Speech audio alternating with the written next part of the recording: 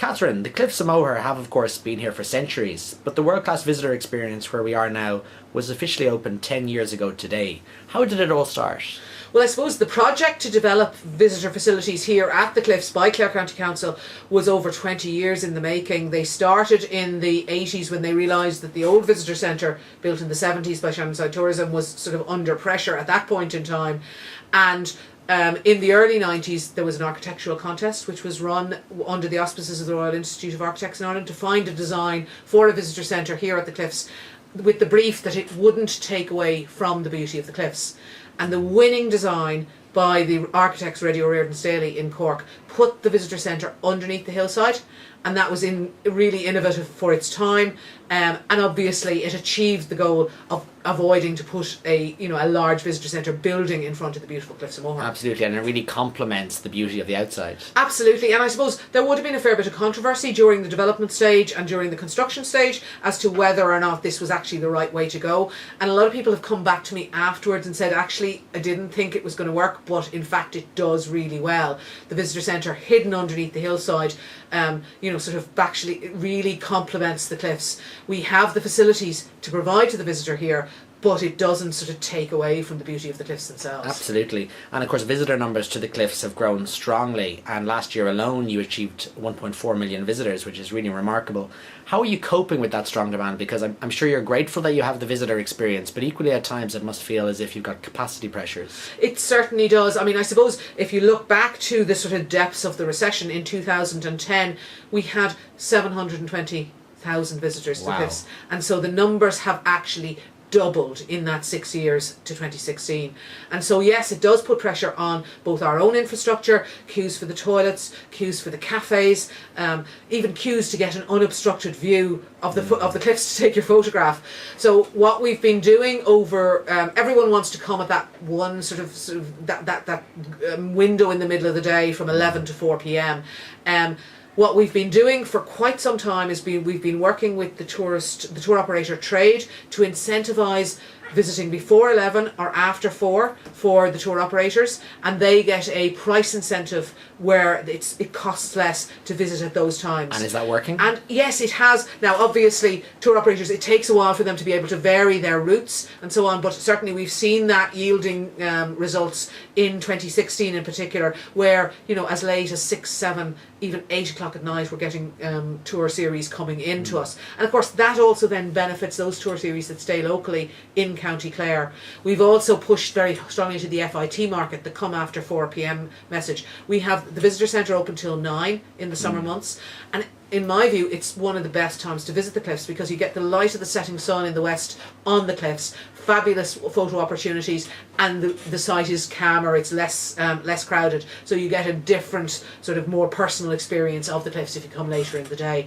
And so that message has been getting out there as well. And then we've been looking at our own infrastructure, and there are a number of fairly substantial investment projects underway by Clare County Council in order to develop the infrastructure to deal with that demand.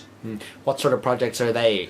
So I suppose there's 3 big projects that are due to start in 2017. One is a restoration conservation project on O'Brien's Tower, which was the folly built by the local landlord Cornelius O'Brien in 1835. I suppose it was the first visitor centre here, and we have a major restoration job on that due to start in September. Then we have at the coach entrance, we're going to be building another underground building, basically underneath the minor hillside, sort of camouflaging our waste treatment plant. We'll also then host a coach reception building with office space, and also, most importantly, a large additional toilet block. And that's due to start in September also.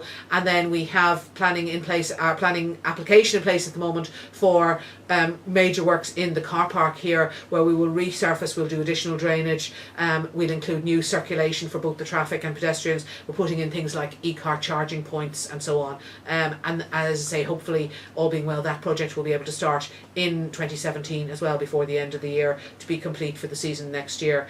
And all in all, that involves an investment well in excess of $500,000 in 2017, with further investment in 2018. And it's a great example, I suppose, of not resting on your laurels, because 1.4 million visitors, I think you said it had doubled in only 5 or 6 years. there'd be a temptation to sit back and go, all is well in the garden, but in fact you have to invest for the future. You have to invest for the future. You have to invest to ensure that the visitor's experience remains at the high level that it's at, and you also have to try and invest in ensuring that those people who are coming to the Cliffs aren't just seeing the Cliffs, that they're also spending time in the local area, maybe stay another night in the Burren area, and at the moment 40% of our visitors to the Cliffs stay either the night before or the night after in County Clare, or both nights. Which is great for the local area. It's fantastic, but it means 60% don't stay. So we would like to see even more people staying in the local area. And so a lot of our work with both local tourism providers and others is involved in not just promoting the Cliffs, but promoting County Clare and the west of Ireland as a destination for people to come, not just to visit the iconic attractions like the Cliffs, but also to see what else there is to see and do in the area, of which there is huge potential and huge variety. And the Wild Atlantic Way and that sort of concept and that branding identity, which we've got to remember is only 4 or 5 years old, even though the Western Seaboard has obviously been here since time immemorial. But that must be very important and must help you, if you like, shine a spotlight on the Cliffs of Moher as being one of the iconic visitor attractions of the Wild Atlantic Way. Yeah, the Wild Atlantic Way, as I say, it's just in its infancy, but it has been a huge success so far, and it's only the beginning. We're one of the signature discovery points along the Wild Atlantic Way. We're working with Fáilte Ireland on the experience development plan for the Burren and Cliffs of Moher area. They've already worked with the Skelligs area as the initial pilot for that experience development, and then the Burren and Cliffs of Moher area is the next one on that, and the Cliffs and a substantial number of the stakeholders in tourism in this area are working with Fáilte Ireland on that as we speak. And I suppose the other benefit of the Wild Atlantic Way is that people are finding their way not just to iconic spots like the Cliffs, but also to other places along the west coast. And what we're seeing is places like Loop Head, which are almost like undiscovered secrets for the overseas visitor, are seeing a growth in tourism because they're finding their way along the Wild Atlantic Way. Which is absolutely brilliant for jobs and employment in the area. Absolutely, and it's exactly what we want to see. Yeah.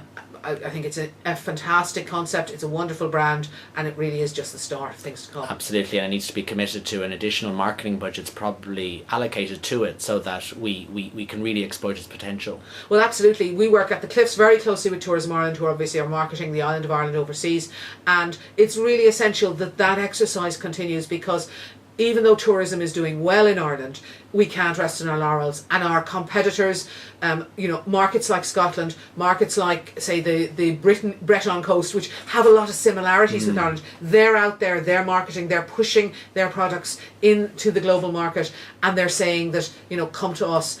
If Tourism Ireland and if those of us in the tourism industry supported by Tourism Ireland aren't out there marketing the island of Ireland overseas, then we're going to lose out to those other markets that are actively doing that, and that is really essential. Tourism Ireland do a fantastic job of marketing Ireland, but they need to be able to keep doing that, and indeed to ramp it up to the next level. Absolutely. And just in terms of those 1.4 million visitors that came here last year, which are the big strong markets? Well, the US market for us has always been the number one market. It's about a quarter of all of our visitors come from the USA. After that, in previous years it would have been the Irish market, but actually in 2016 Germany has leapfrogged Ireland and gone into the second place, if you like, and the German visitors they love the Wild Atlantic area, they love the west of Ireland, and they certainly love the Cliffs of Moher, and they are coming here in their droves.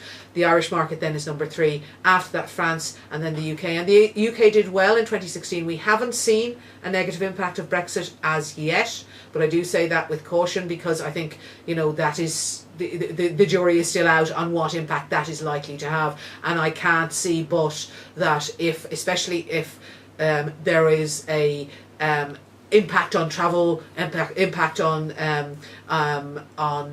access, the common border and so on, then that will definitely have an impact on the British visitor coming to Ireland. All the more reason for market diversification and increasing visitor numbers from those other markets. Absolutely, and we see they're less important in the overall scheme of things from a number point of view, but we do see very substantial growth coming from new markets like China, like India, like Russia. The Australian market is doing really well, and of course the Australian market are coming to us in their high season but our low season, which is great to see the season extension.